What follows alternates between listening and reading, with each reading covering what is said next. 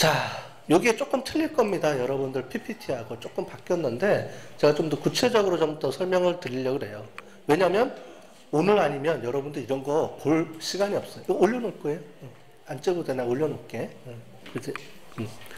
자, 우리가 알고 있는 마이크로 프로세서 칩이라는 게 어떻게 만들어지느냐. 여러분들 반도체 얘기도 하고 하잖아요. 아마 이 얘기는, 이런 얘기는 전자공학과 학생들이나 듣는 건데, 간단하게 제가 설명을, 그러니까 깊숙이는 못 들어가고, 잠깐 간단하게 설명을 해드릴게요. 여러분들 보는 이게 진공관입니다. 진공관. 우리가 지난 시간에 봤던 옛날에 메인프레임 컴퓨터 시대, 50년대, 이럴 때 컴퓨터를 개발할 때 쓰는 거예요. 이게 뭐냐면, 여기 써 있죠. 진공 속에서, 진공관이니까 진공 속에서 금속이 가열될 때 전자가 방출되는 현상에 의해서 데이터를 이제 증폭시켜주는 뭐 이런 부품이다. 이렇게 돼 있는데 뭐냐면 우리가 0과 1로 우리가 비트를 만들어야 되잖아요. 전기가 들어오면 0, 안 들어오면, 전기가 안 들어오면 1, 들어오면 0, 이런 식으로 만들어야 되는데, 그거를 이런 진공관이라는 거를 이용을 해서 그거를 구현을 하는 거예요. 말하자면요. 네. 근데 이런 진공관이 크기가 크죠? 그래서 이거를 이용을 해서, 뭐, 다양하게 컴퓨터를 사용하기도 하지만, 음악 듣는 데도 많이 쓰죠? 음악 듣는 데도 많이 쓰고, 그렇게 되는데, 얘를 크죠? 단위가 크고 이렇게 돼 있는 거를 어떻게 하냐면 이렇게 만들어 줍니다. 이게 트랜지스터라는 거예요. 트랜지스터. 보는 것처럼 이런 트랜지스터가 있는데 트랜지스터는 아까 전에 얘기했던 이거를 이제 좀 더 축소해서 나오는 거죠. 이 트랜지스터에 들어가는 것들이 이제 반도체라고 부르는 겁니다. 도체 반도체에서 여러 가지 그 물질을 이용해서 전기적 특성을 이용해서 만들어내는 거예요. 이게 2세대고요. 이 트랜지스터를 아까 전에 얘기했던 대로 압축을 해서 집어넣는 거예요. 그게 우리가 얘기하는 마이크로 프로세서 칩입니다. 이렇게 칩으로 만들었죠. 그래서 여기 나오는 이 트랜지스터랑 뭐 공대 개념으로 나오면 이제 다이오드, 저항 뭐 이런 얘기가 막 나와요. 어쨌든 이렇게 열을 발산하기 때문에 이런 것들을 좀 압축을 해서 한 군데다 놓고 쓸 수 없겠냐 해서 만들어지는 게 이런 칩입니다. 이런 회로를 만들죠. 그래서 이런 트랜지스터를 구성한 거를 이제 압축해서 만든 게 직접 회로라고 우리가 부르는 거예요. 그래서 이거를 더 고밀도로 집착을 해서 만들어지는 게 이런 거예요. 혹시 여러분들 어떤 부품이라든가 이런 거 뒤에 컴퓨터를 이렇게 열어보면 이제 이런 칩으로 우리가 구성이 되어 있는 거예요. 우리가 부르는 칩이 뭘로 이루어져 있냐면 옛날로 얘기하면 트랜지스터, 더 옛날로 가면 진공관. 그러니까 진공관으로 만들어졌던 게 트랜지스터로 축약돼서 만들어지고 그리고 트랜지스터를 압축을 해서 만들어서 회로처럼 만들어 놓은 게 IC 칩이고 그 칩으로 이제 계속 고밀도로 계속 압축을 하는 거예요. 압축을 해서 아까 전에 무어의 법칙에 의하면 몇 개까지요? 50억 개.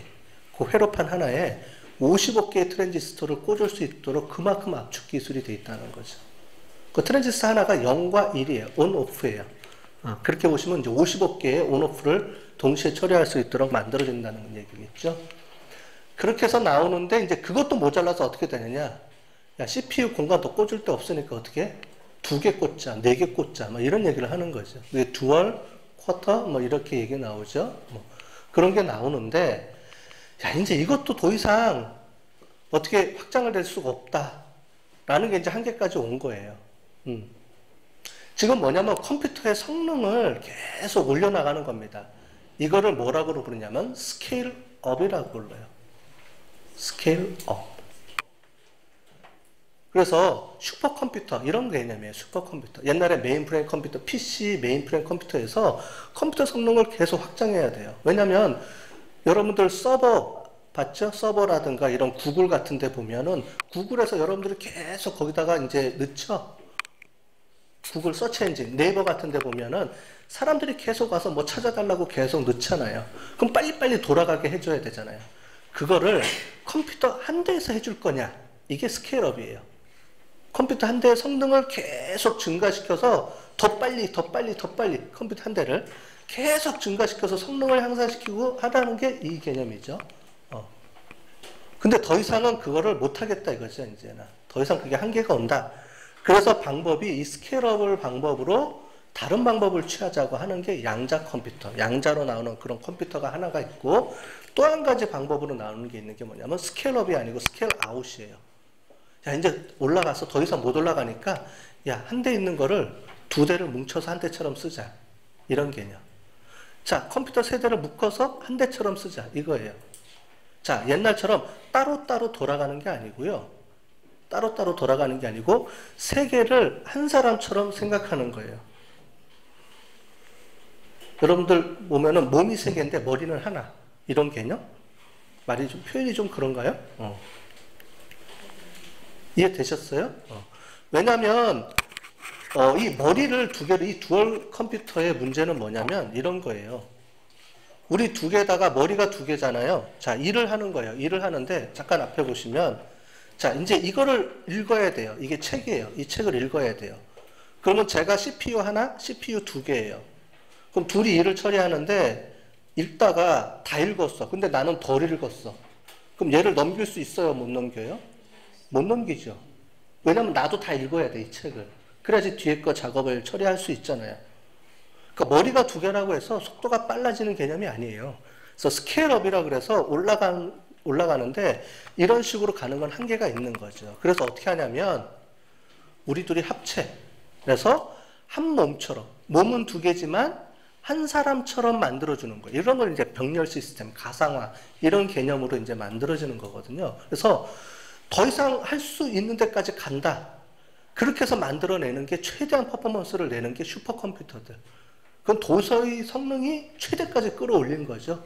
그런 거로 이제 컴퓨터로 끌어올린 건데 그렇게 안 하고 야 그렇게 올릴 필요 없이 좀 싸지만 슈퍼컴퓨터는 되게 비싸겠죠 가격이. 그러지 말고 야 100만 원짜리 100대 붙이자. 100만 원짜리 1000대 붙여서 한 대처럼 쓰자. 이런 개념으로 나가는 거예요. 이제 이런 개념이 이제 나중에 가상화 이제 병렬 처리 방법 이런 얘기가 있는데 이런 개념이 도입을 돼서 저장도 따로 하고요. 나중에 이제 배울 거예요. 우리가 이제 앞으로 배우는 하둡, 맵 리듀스 이런 개념이 이제 여기서부터 출발하는 거예요.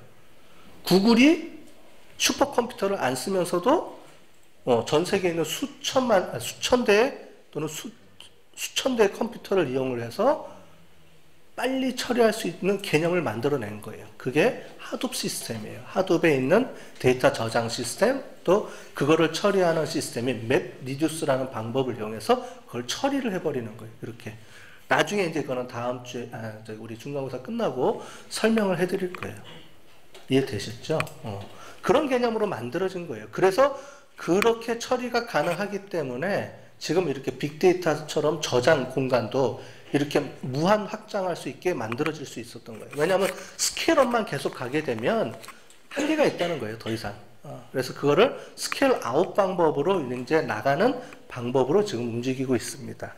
그래도 아직은 그래도 더 빠르게 하는 게 필요하겠죠. 컴퓨터 성능을 계속 발전시켜 나가야 되니까. 그래서 만들어지는 컴퓨터가 양자 컴퓨터의 개념이에요. 지금 현재에서 쓸 수 있는 거는 우리가 스케일 아웃 방법을 쓰고 있는 거고. 자, 양자 컴퓨터의 모형입니다. 뭐 이런 설계도면이 있는데 뭐 이게 아니고 요 오른쪽에 보시는 게 실제로 양자 컴퓨터를 하는 D-Wave라는 이제 서버로 쓰고 있는 건데요. 이제 요거는 이제 말이 많아요. 이거는 양자 컴퓨터가 아니다, 기다. 뭐 방법이 양자 컴퓨터로 얘기하는 게 아니다. 뭐 이렇게 얘기를 하는데 이 양자 컴퓨터의 방법은 양자 물리학을 해야 돼요. 그러면 아인슈타인의 그런 것까지 거꾸로 거슬러 올라가고 막 이렇게 해야 돼요. 1은 1이 아니고 1과 2이다. 뭐 이런 0과 1의 동시조합이다. 뭐 이런 얘기를 해요. 그러니까 설명을 하기가 어렵고요. 설명하면 다 나자빠질 거예요. 그래서 그냥 설명하는 건 대신에 우리가 이제 여태까지 얘기했던 거는 0과 1의 비트를 갖고 있다라고 배웠잖아요. 그죠? 그래서 0 아니면 1인데 이 양자 컴퓨터에서는 이 양자라는 게 퀀텀 비트를 갖게 된다라는 얘기예요. 근데 그 퀀텀 비트라는 거는 0과 1 이외의 다양한 조합으로 이루어져 있는데 그걸 동시에 처리할 수 있는 이런 개념이 있어요. 너무 어려우니까 여러분들이 거기까지 물리학까지 들어가기는 너무 어려우니까 그냥 그런 개념이 있다라고만 이해를 하시면 되겠어요. 어쨌든 이런 양자 컴퓨터를 지금 하고 있고요. 우리나라에서도 지금 개발을 해서 지금 개발이 되고 있어요.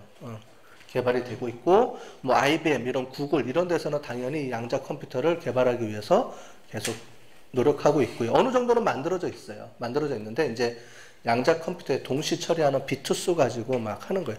현재로는 슈퍼컴퓨터 양자 컴퓨터인데 슈퍼컴퓨터보다는 성능이 좀 모자라요. 그래서 그거를 양자 컴퓨터가 슈퍼컴퓨터를 넘어서는 그거를 지금 여러 가지 연구를 하면서 개발하고 있거든요. 이제 그게 통과가 되면 이제 이렇게 되는 거죠. 옛날에 지금 여러분들 PC가 옛날에 메인프레임 컴퓨터보다 좋다고 했죠?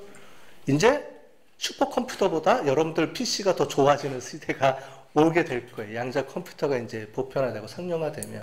근데 그게 앞으로 한 10년 정도면 어느 정도 상용화가 되지 않을까라고 하는 게 지금 보편적으로 여러분들이 하고 있는, 그러니까 알려진 그런 내용입니다. 그래서 이런 양자 컴퓨터가 있다라는 거예요. 자, 여러분들 뭐 이거는 없던 건데 잠깐 보시면 궁금해 하실 것 같아서 하드디스크하고 솔리드 디스크 이게 뭐냐면 여러분들이 우리가 알고 있는 플로피 디스켓 있죠. USB, 플래시 메모리라고 하는 USB 있잖아요. 그게 과거하고 어떻게 틀리냐면 이거예요. 여러분들이 쓰는 하드디스크는 이렇게 돼 있고요. 얘는 자기 디스크예요. 자기 디스크인데 이렇게 돼 있습니다. 이런 거 처음 보시죠? 그죠? 완전히 물리학과 전자공학과 개념이죠. 자, 무슨 얘기냐면 이 자기의 흐름을 방향을 바꿔줘서 0과 1을 표현을 해주는 거예요. 그래서 자기 디스크를 쓰는 겁니다. 이게 여러분들 하드디스크예요. 하드디스크. 근데 이렇게 쓰게 되면 시간이 오래 걸리겠죠. 시간도 오래 걸리고 물론 이제 컴퓨터에서 따지는 속도로 따지면 시간이 오래 걸려요. 그래서 이거를 이렇게 안 하고 우리가 알고 있는 이거 칩이 뭘로 이루어졌다 그랬죠? 칩 트랜지스터. 트랜지스터의 개념을 이용을 해서 그러니까 이런 자기 시스템이 아니고 트랜지스터예요. 그래서 옆에 보면 트랜지스터하고 캐퍼시티라는 개념이 있죠. 뭐 어려운 용어들이 막 나오네, 그죠?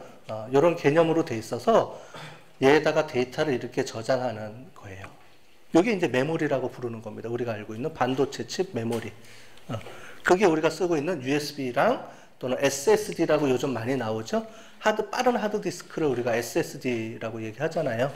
그렇게 처리하는 게 옛날처럼 이런 자기 디스크로 하는 게 아니고 이런 트랜지스터 개념으로 해서 움직여서 빨리 돌아가게 하는 칩 개념으로 하는 거예요. 속도가 훨씬 빠르죠. SSD로 하면 속도가 확 차이가 나요. 저장 매체 자체가. 그래서 이런 식으로 이제 발전해 나가고 있다라는 겁니다.